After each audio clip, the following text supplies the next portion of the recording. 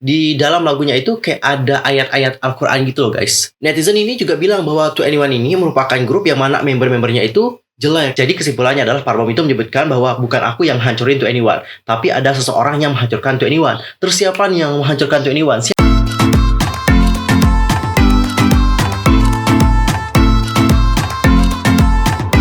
Hey yo, what's up guys, I'm Yusuf Kim, welcome back to my YouTube channel. Nah cinggu, gimana kabar kalian hari ini? Baik-baik aja dong ya. Dan buat kalian yang gak lagi baik-baik aja, pokoknya tetap semangat ya guys, don't give up. Nah guys, untuk hari ini kita akan ngebahas tentang 2NE1. Sebenarnya siapa sih yang menghancurkan 2NE1? Kenapa mereka ini dapat berakhir seperti itu? But wait, sebelum kita ngebahas tentang hal ini lebih lanjut, pastikan untuk tekan tombol subscribe, bunyi loncengnya, serta jangan lupa juga buat like, comment, and share kepada teman-teman K-popers yang lain. Tanpa basa-basi lagi, langsung aja yuk guys, kita bahas bersama-sama. 2NE1 adalah girl group yang dibentuk oleh YG Entertainment pada tahun 2009.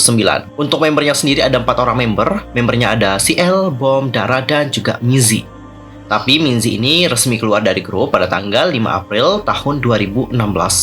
2NE1 pertama kali dibicarakan oleh media Korea Selatan pada akhir tahun 2004. Ada Bohyung dari Spica dan juga Ling Ji Star yang juga berlatih bersama dengan member 2NE1 lainnya pada saat itu.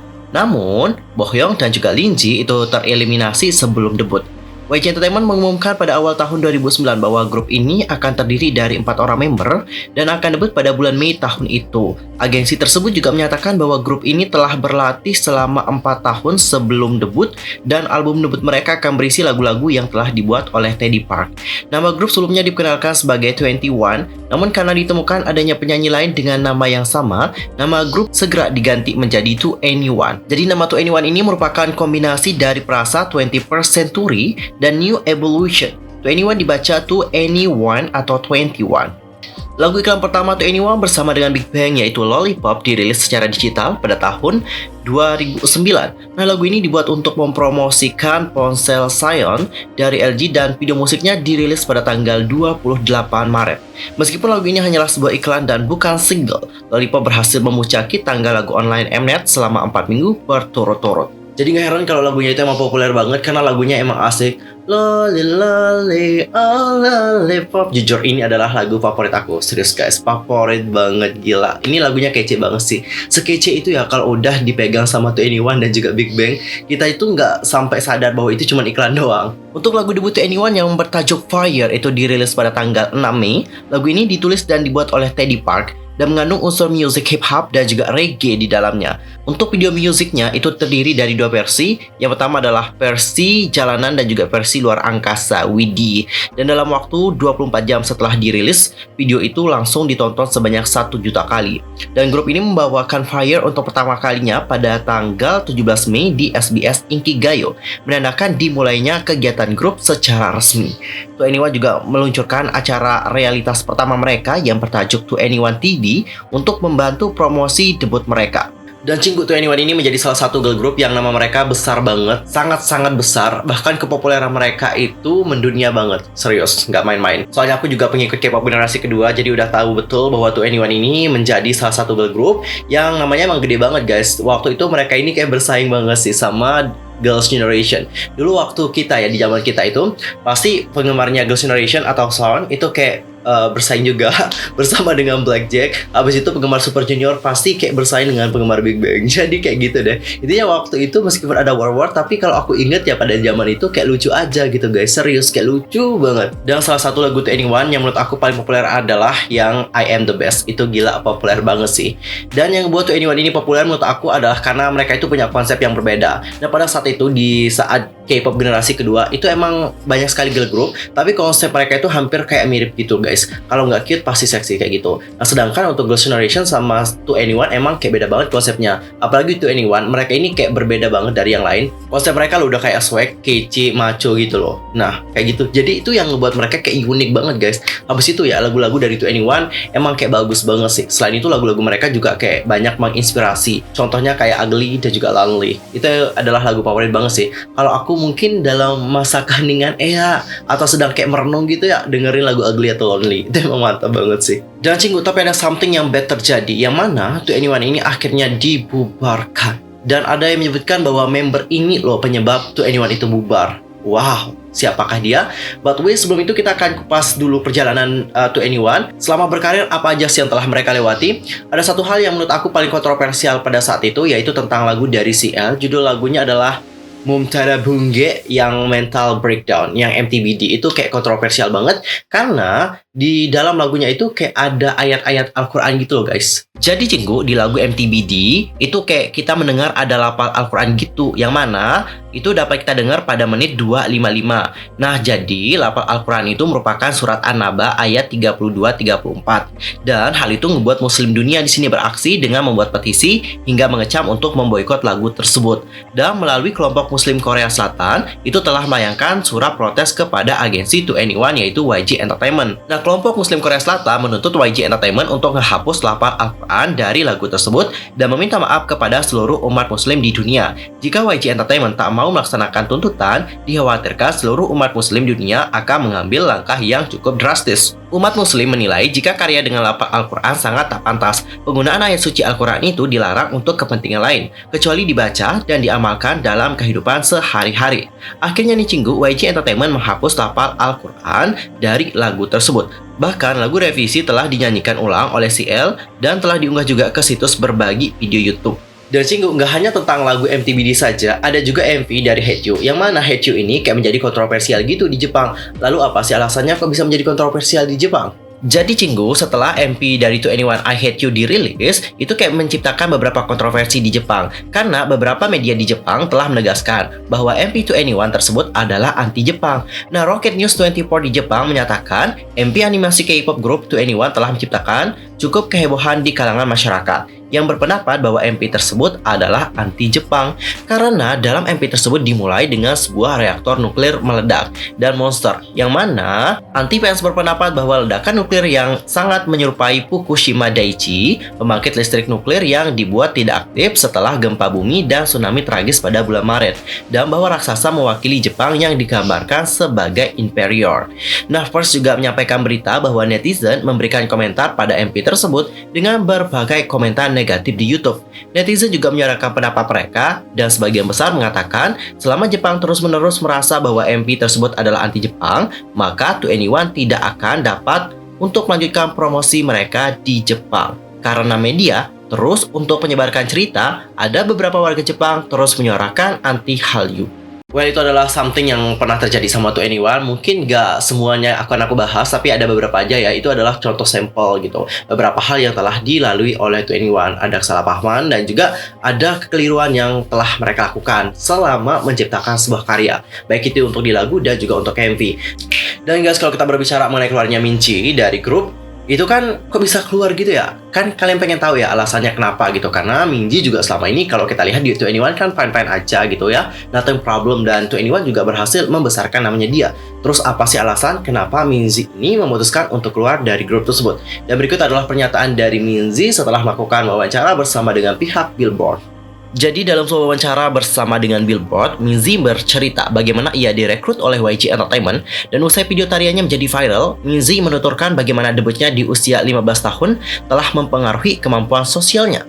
Nah, pada saat itu, Minzy berkata, "Saya nggak tahu sih bagaimana bersosialisasi dengan orang lain. Karena saya masih sangat muda dalam lingkungan yang seperti itu, saya nggak pernah belajar cara bersosialisasi.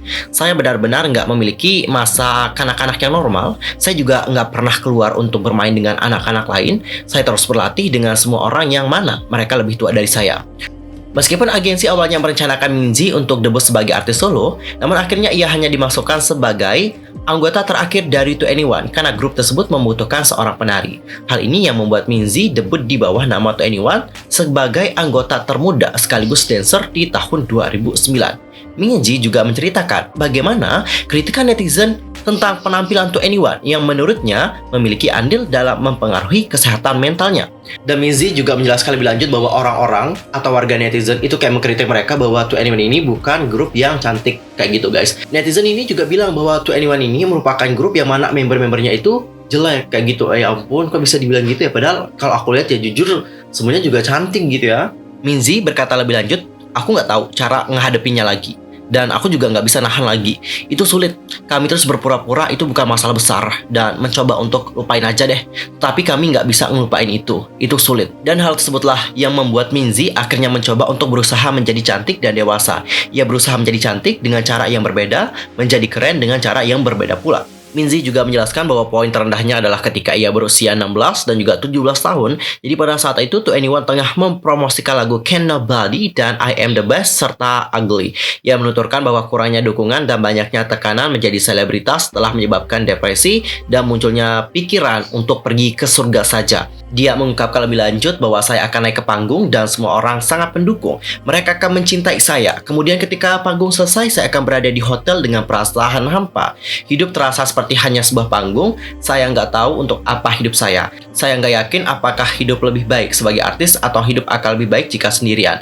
Itu sangat kontras, tapi saya tidak pernah punya waktu untuk memikirkan bagaimana menyeimbangkan keduanya berada di panggung dan juga sendirian.